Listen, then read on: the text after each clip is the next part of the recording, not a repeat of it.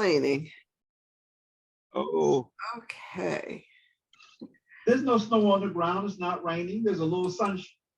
Okay. So sitting here with Dr. Brown. I I'm excited about this conversation because for a number of reasons. One of which is I think that this is such a juicy time of the year.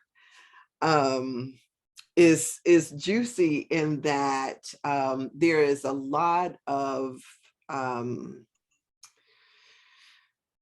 what do I want to call it? So out of cultures that have passed this harvest time, this changeover of season, fall, all of those things have had a lot of significance. But as we approach this Halloween, um it originally called Hallows Eve, the day prior to All Saints Day, which is November 1st.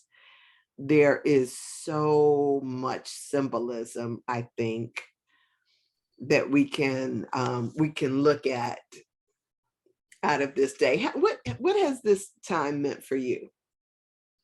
um, when I was young, it was a fun time because I enjoyed putting on a costume, and my father would take me around and I would get candy. And then, I'd come home and my parents would empty out the bag and we would sort through what was safe to eat and what was not safe to eat. And for a week, I had, lots of nice, sweet treasures that I could snack on all the time. So that part was enjoyable. As I got older, I started to think more and more about the significance. And then once you start to understand the alternation of energy dynamics, just the time of the year became more important. And I understood how I needed to kind of change some of my behavior according to the time, but I never paid much significance to the celebration. And as I even got older, I started to recognize, wow, I'm not sure who made it like this, but the extreme prominence on the holiday, quote unquote, holiday calendar of the year in, at least in America, how this particular season actually now starts the beginning of, quote unquote, the winter holiday seasons. It's Halloween, Thanksgiving, Christmas, and New Year's. This starts the whole party season. And it is now a $6 billion a year, quote unquote, holiday. Wow. That's a that's a that's a lot of money. That's a Wow. lot of money. Yeah. I never thought about it in terms of that. It's interesting because like you, I can remember going up and down the streets when I was a kid collecting candy. And we would always say trick or treat. Wait a minute, trick or treat, smell my feet, give me something good to eat. And I remember being curious about that. Like, wonder if somebody decided trick instead of treat. And the possibility that that could be an option instead of the treat that we received. I remember as, going into my teenage years, having this, we were a little too old. I think there's a age range. Right, that you age out of it, right? Right. But it didn't keep us from wanting to prowl the streets still. There was something about that made us still want to be out there amongst, After a while, I think it turned rowdy, which was why we see the decline, I think, in this trick or treating. I mean, it could be several reasons. It could be that there's a lot of people that no longer want to participate, but also the rowdiness of teenagers as they no longer see the cuteness of the holiday. But something significant happened for me, and what people are, I've heard people call it the great pause now during our shutdown, the great pause. And that was this advent of people wearing masks on a regular basis. And there were a lot of people who rejected the idea of wearing masks. But then there were a lot of people who embraced this idea of wearing a mask. And it made me think about that when I wore a mask for some time, there was a comfort in people not being able to see part of my face, of not having to smile or make eye contact. And there was this, it seemed like we were able to withdraw into ourselves as we walked around in mask. But masks also hide something. So sure, we can use it as a preventative thing to prevent disease. But when you think about it in terms of Halloween, the mask has been used to cloak or to hide, to disguise, to yeah. And so I think about this idea of dress up, of the disguise, of the costumes that have become a part of the Halloween tradition. What do you think what do you think about that as a? Well, looking at the ancient traditions, and one of the things I did discover, because I did not know in looking up this topic, is that apparently October the 31st, November the 1st, and November the 2nd is a time of the year that has been acknowledged not just in Europe, but also in the Pacific Islands, in Australia, in Japan, in India, and also among the Aztecs and the ancient Peruvian civilization. So their concept is that even though, a lot of us mark that the yin time of year, the time of darkness, actually starts on the vernal equinox of September the 21st, where now the nights are longer than the days. The days get shorter and shorter and shorter. They seem to have marked that time of transition around October the 31st. And the idea that all of these cultures seem to acknowledge this transitional point of the year, where now the dominant aspect of the 24-hour cycle is the evening and the moon. Well, this particular time, October 31st, was this idea or concept or understanding that there is a opening between the spirit world and the 3D reality. And in the spirit world, there could be some mischievous energies that come across, and also the fact that humans could also get lost on the other side in the spirit world because the door opened and moved both ways. You could go in, and other ancestors, because for a lot of the darker cultures, it was a time of ancestral acknowledgement. Mhm. So the ancestors, but also these mischievous entities could come across. And in order to protect you yourself from the mischievous pranks that they could play, you would disguise yourself. You would hide who you were so they would not be able to know who they were playing a prank on and therefore plague you repeatedly. Mm. So that's where the costuming and the mask came up. As you pointed out, it was a disguise to hide your true identity from the mischievous imps that could come across from the spirit world. Wow, that's interesting.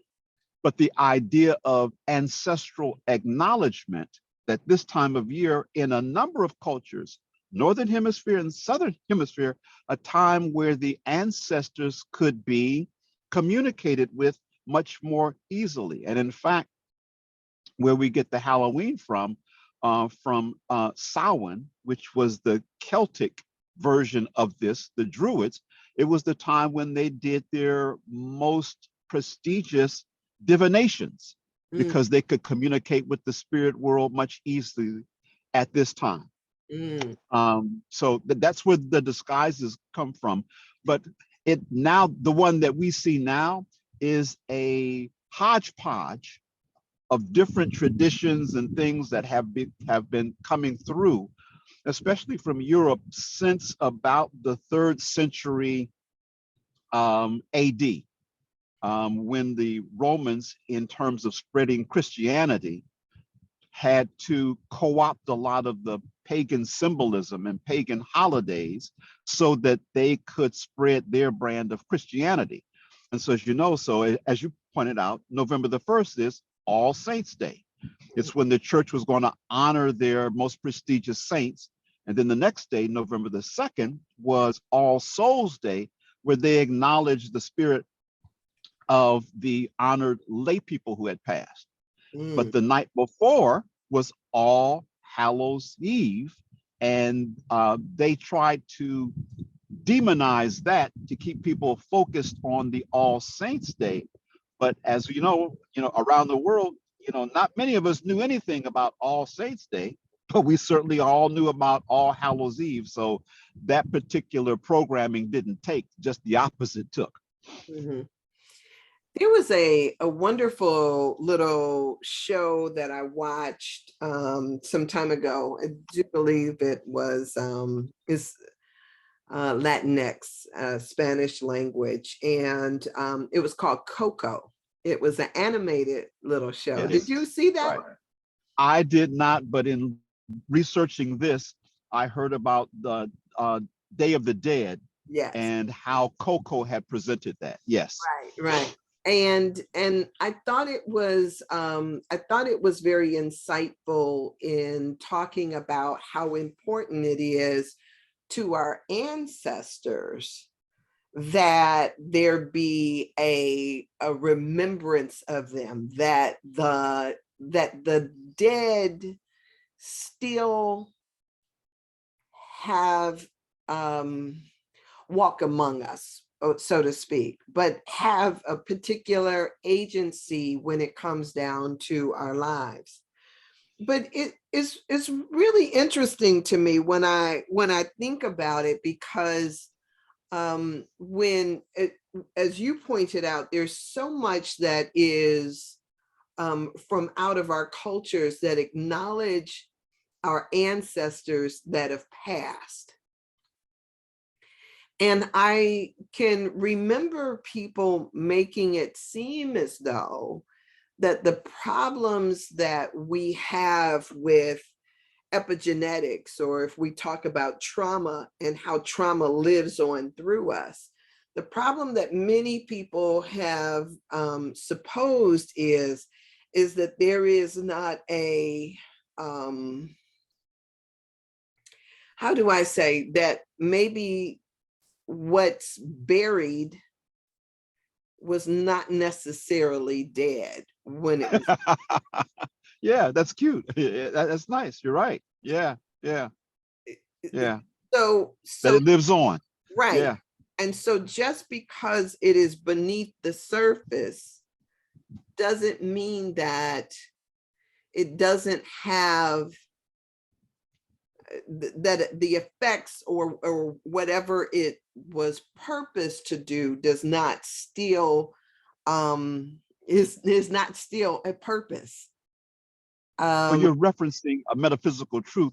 The seen is governed by the unseen. Mm, What mhm, we see is just the result of the interaction of agencies that we cannot see. So it is the tip of the iceberg, so to speak.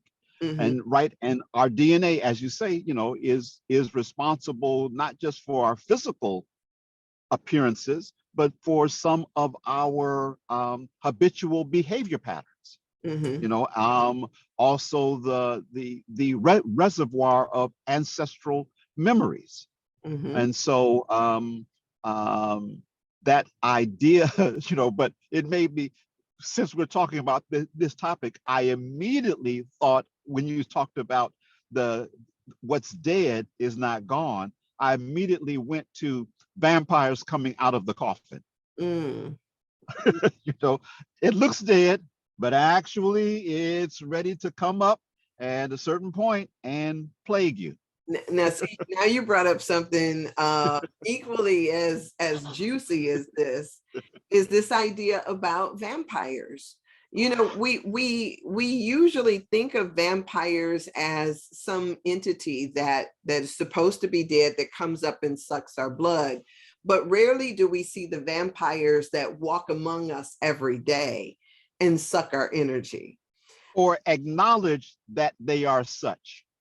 Ah, right, We right. call them toxic individuals. We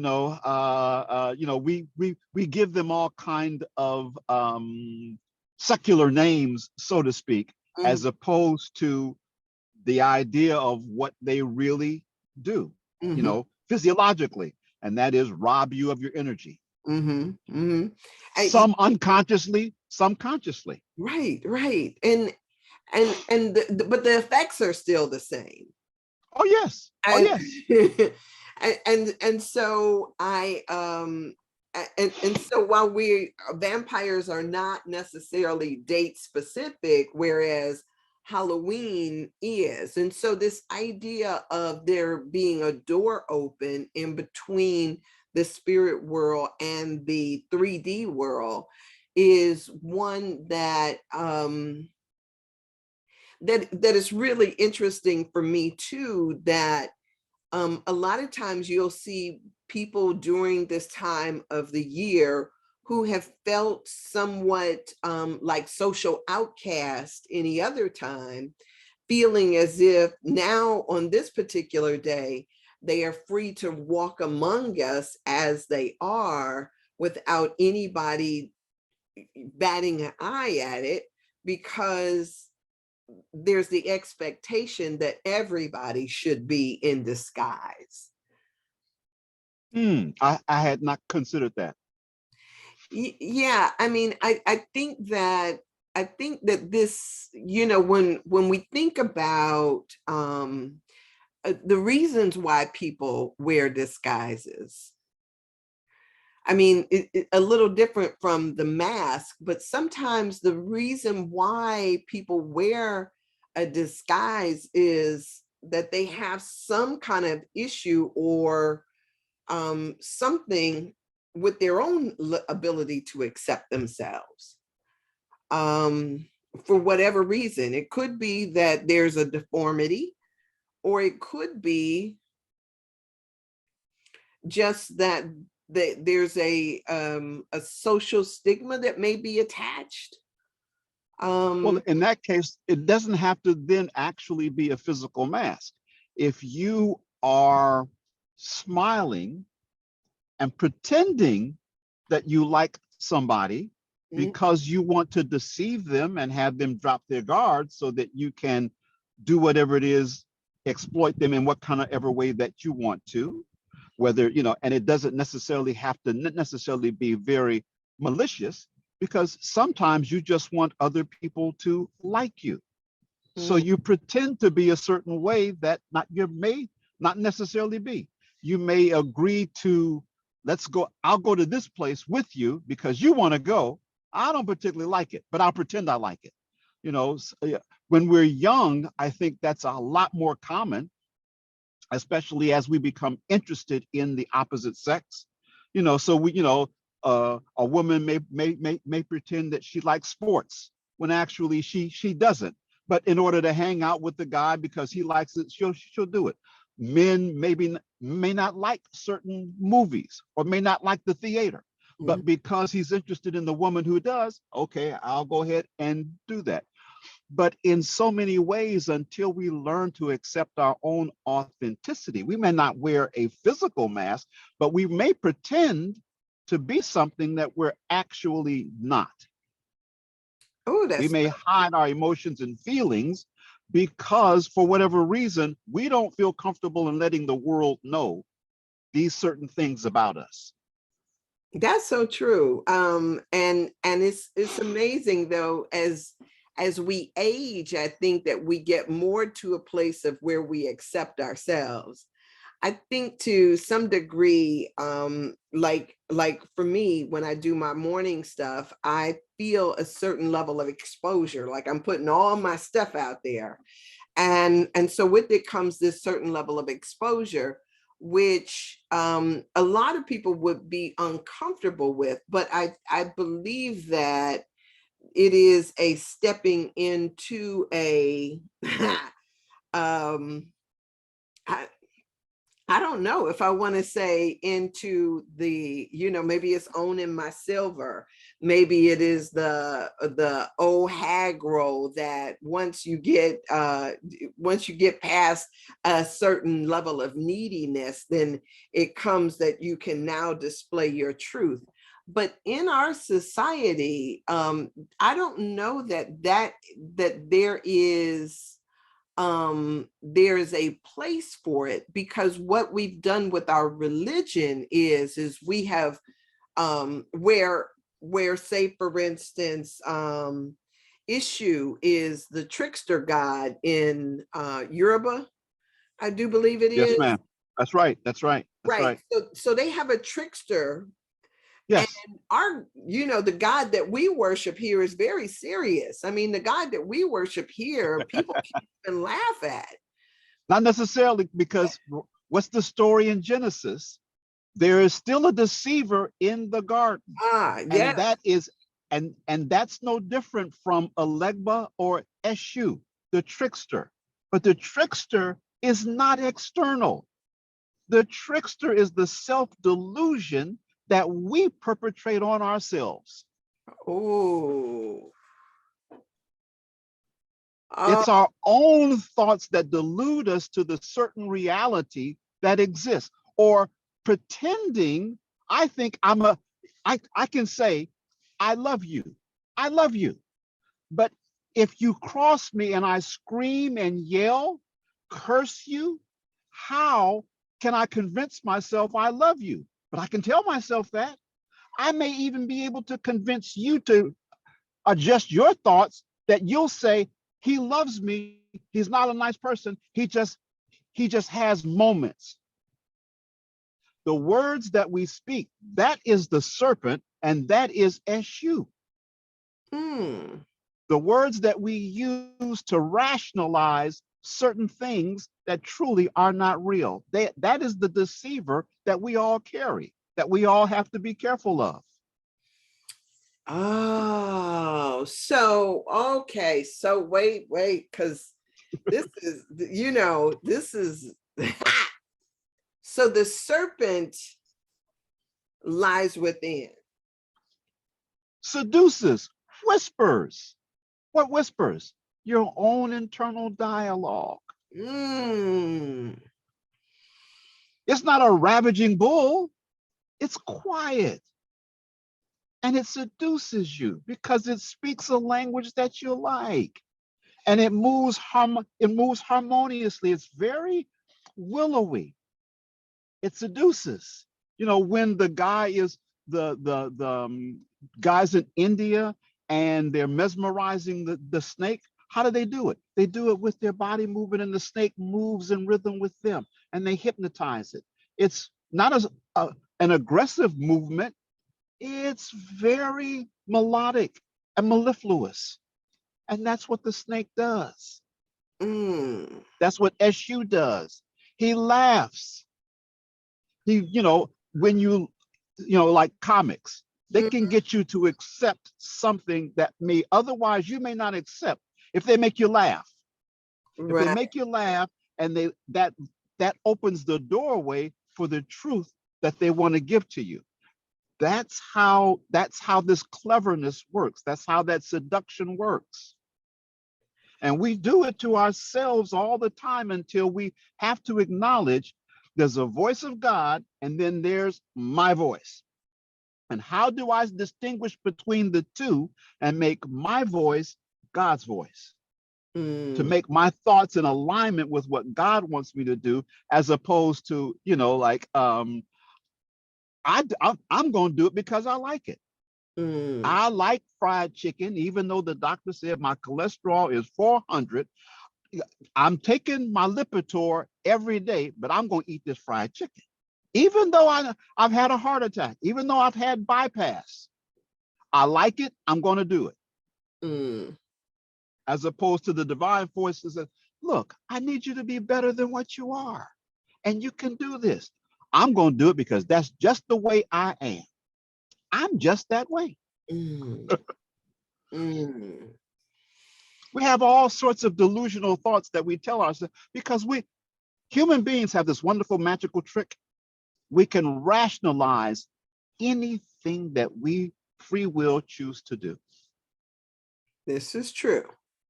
This is true. And a lot of times we've got this divide, I think, that exists within us, because there is what we desire to do, and then there's the other part, that what we know we should do or what we ought to do. There's a lot of judgment that is involved in that.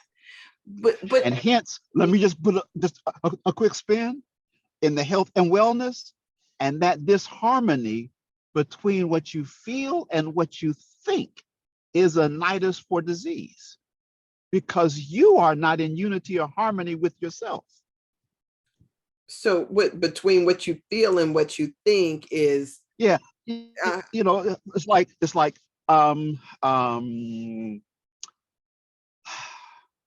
I really, okay, let's take the example of an abused partner, male or female, in a relationship.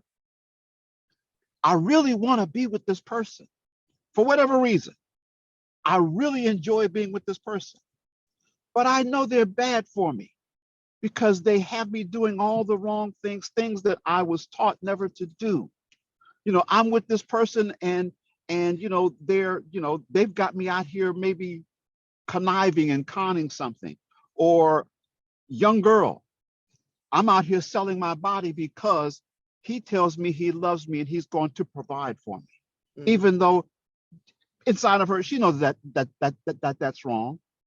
But there's all kinds of things that can disconnect what we think is right, what we know is right, besides what we feel driven and urged to do.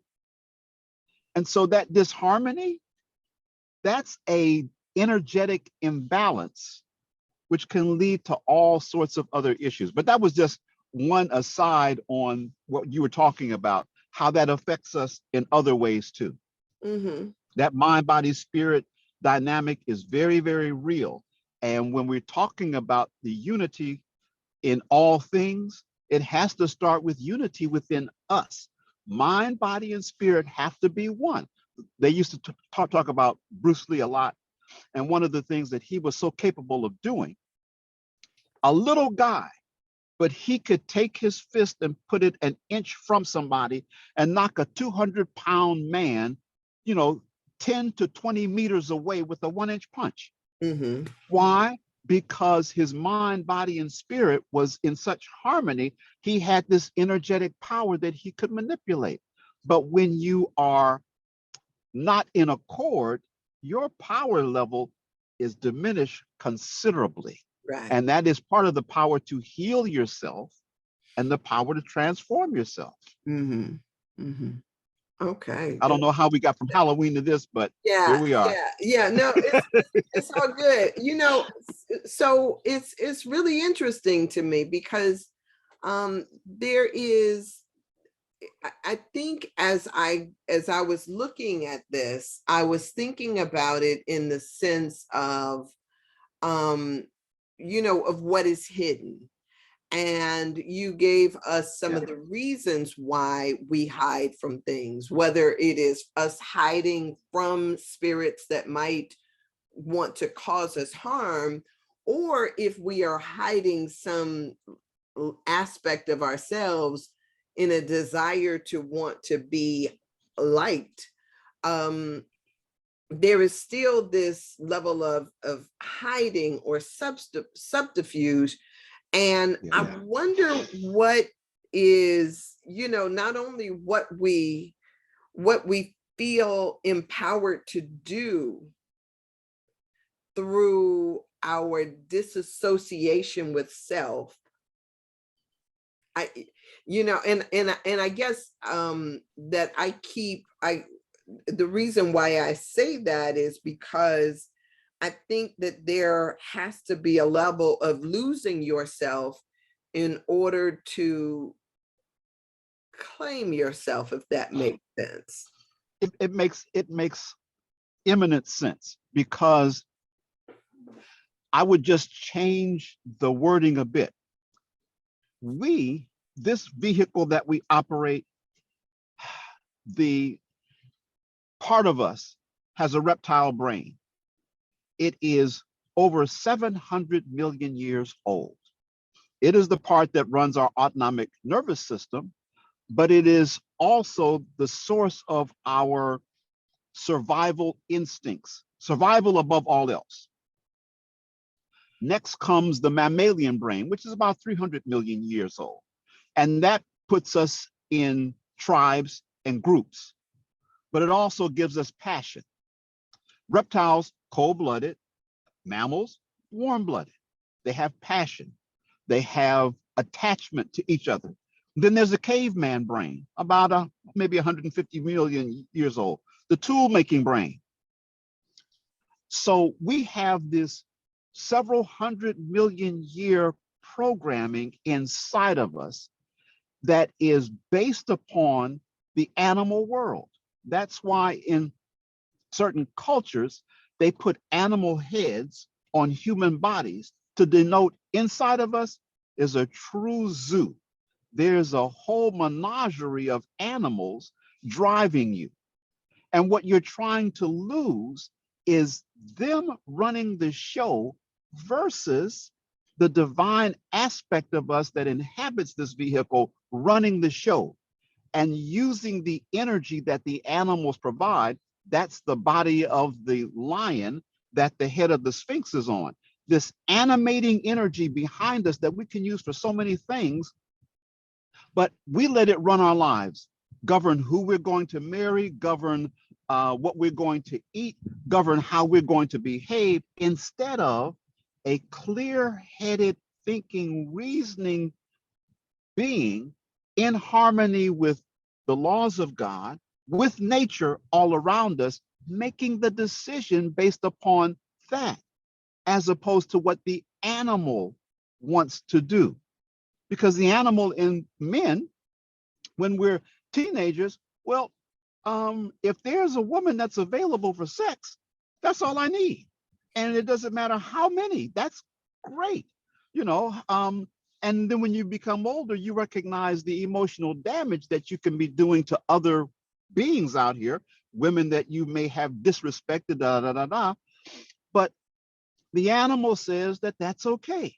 The animal says that when I'm depressed and down, I'll just go ahead and run up a $25,000 credit card debt because buying makes me feel better.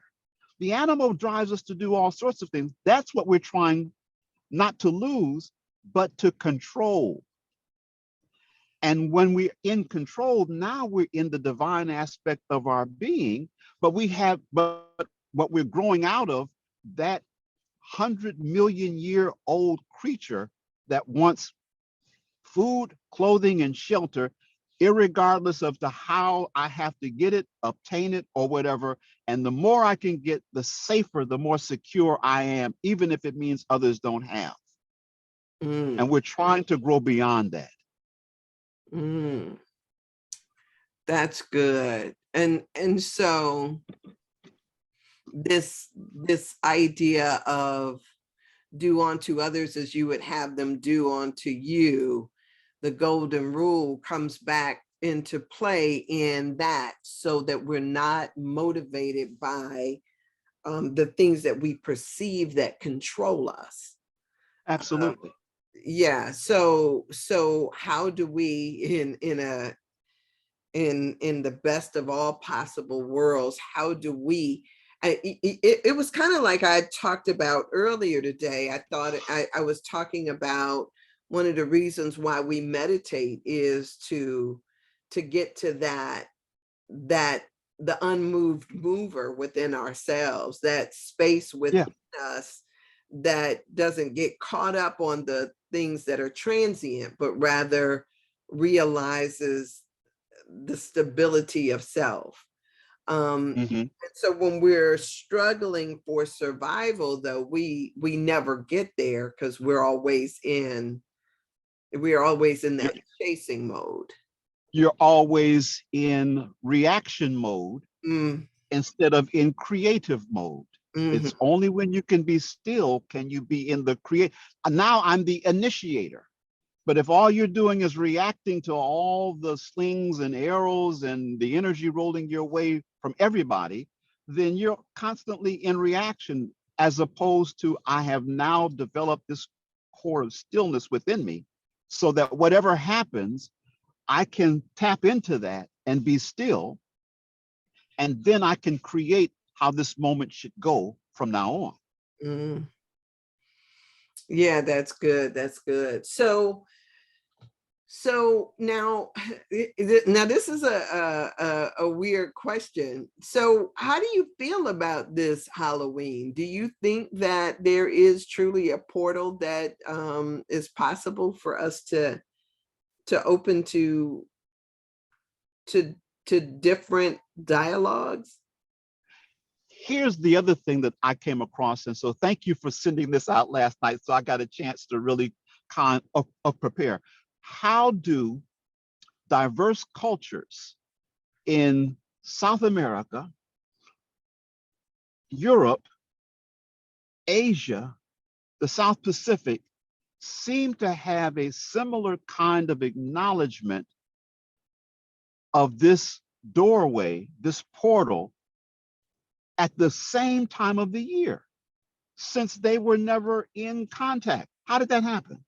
So one of the theories is that, like a lot of things that we do now that we're unaware of the reason for, is that there is a celestial occurrence that happens.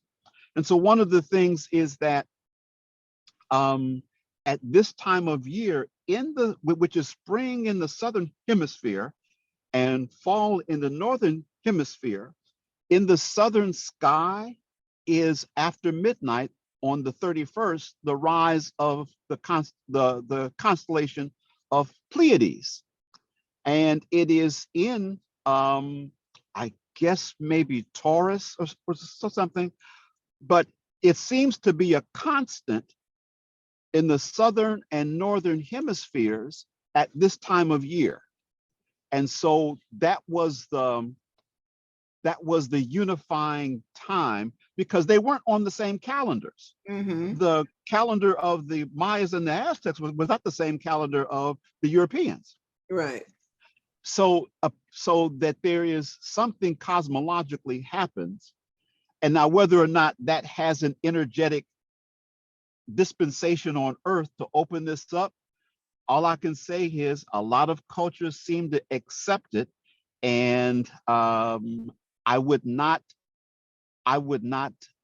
diminish what they have thought about over thousands of years, because apparently in South America, this goes back about 2,000 years. Mm, wow. And we're only in 2022. 22. Yeah, yeah. And I would say also, though, that even in Kemet, starting about the mid part of November, there is this sacred time as you're preparing for the winter solstice, which again is the birth of the sun. The day gets 1 minute longer on that time. And so there's something about this time of the year, energy wise, that is important, that, further research and investigation for people who don't know about it, for us to do. But yeah, the whole goblins and spirits thing, there's so many agendas on the world stage now, but who knows why this is now, something that, like we had said before, you indulge as a child, but you kind of age out of. And you mentioned, yeah, as teenagers, I remember my boys as teenagers, they didn't want costumes and they certainly didn't want candy, but there was a certain energy outside and the young people were having fun. The kids were going from door to door with their parents and they just liked to be out there with it. And if they could score some kind of nice treat or something, that was good too. But they were just out there because it was fun to be out at night with the little kids enjoying themselves. But now you notice, the children hold it in schools because a lot of times the neighborhoods aren't safe to go out into. But it's the adults who have these huge parties. Yeah. It's an adult holiday now. And I think for the point that you were bringing up, now I can really indulge in this pretend fantasy of these. And what adults are doing is bringing something that's inside of them outside and masquerading with it. So rather than a mask, they're actually portraying a part of themselves that they hide from the rest of the world. Mm-hmm. Yeah.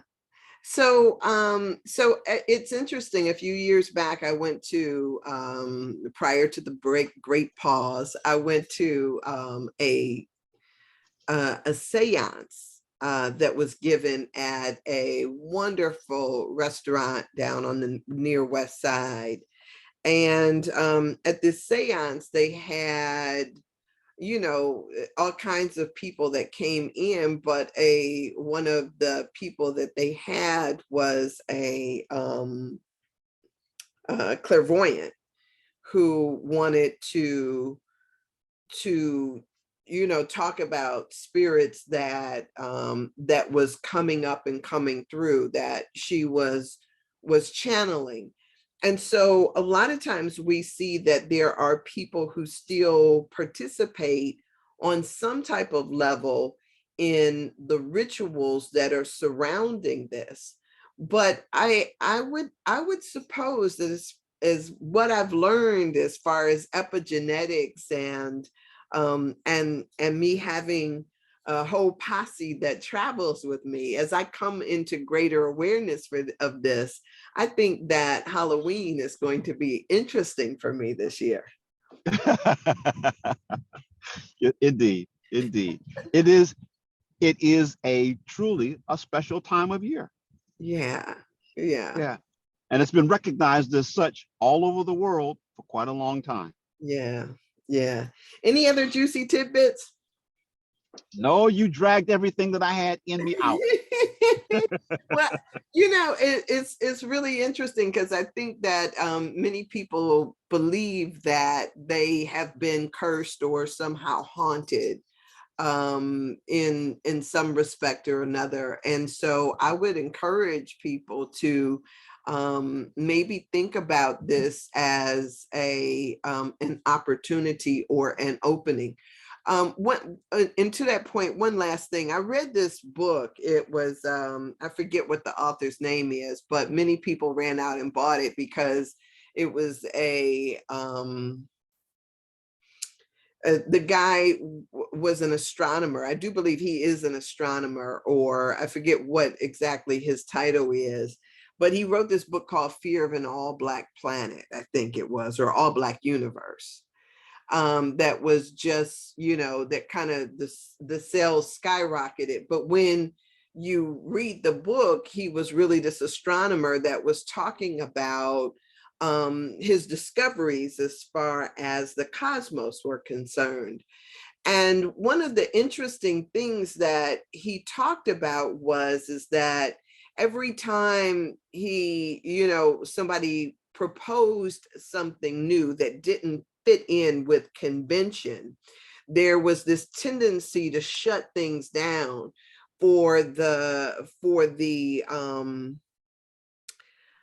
community, whether it was some of the journals that you publish in, or people who were in academia. They would shut things down saying that this is not possible. But because he was a Black astronomer, and this is not Degrassi, the one that Neil, it's right, not him, it's another right.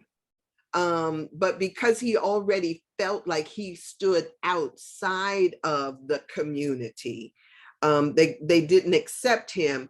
He said it gave him the freedom to investigate and say things that other people who were more concerned about the powers that be, it made him less concerned and more free to be open. So I believe that in a lot of places we feel there is a fear to step outside of the conventional wisdom, what did you call it? The standard, I forget how you phrased it, but there's a certain standard that everybody adheres to. And when you step outside of that, people are quick to push you back into place, or try to discredit you for whatever. So I honor and appreciate these conversations. Because I know, I have fun. yeah, because I know that it's not necessarily something that people expect to hear all the time from a medical doctor. There is a certain shroud of secrecy that comes over over your profession, that makes this information so much more valuable. Medicine is just part of what I do. That's all. Yes. So Yeah. thank you for this. I thank you for having me. I appreciate it. Okay. So All happy right. Halloween to you. Same to you. Enjoy. Thank you so much. Okay. All right. See you next time. Peace and blessings. Peace and blessings. All right, y'all. Thank you so much. Tracy, you said, speaking of hiding from the world, it is becoming normal, not just holidays or cosplay events, costume events. Cosplay events. So many live online with fake avatars, edited pictures, and comments to hide their true self. Now with Oculus goggles, people can really interact together. Looking like whomever they wish. Used to be just for young people in the games, but now adults live and play in these worlds with literal avatars. Tech is growing in these artificial worlds. Yes, it is. It is. And I think that one of the sad things is that when we don't have a level of self-acceptance, we do try to hide behind costumes and disguises and masks and all these other things. And so I want to let my hair down. I want to be all that, that I'm meant to be, because I recognize that through doing that, I'm giving somebody else permission to disrobe too. And I just think that that is such a, to be naked and unashamed is how we are meant to be. To be naked and unashamed. That to me right there is the apple. I'm so glad you were here, Kimberly. Yay. Yay, yay. So this Halloween, if I can encourage you guys, I don't know, let's have some amazing experience, right?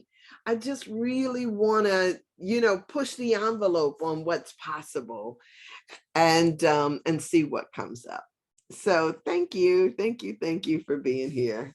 That's interesting. Yeah, literal avatars. All right, y'all. I'm out of here. Blessings to you. I'll see y'all tomorrow. All right, where is my, okay.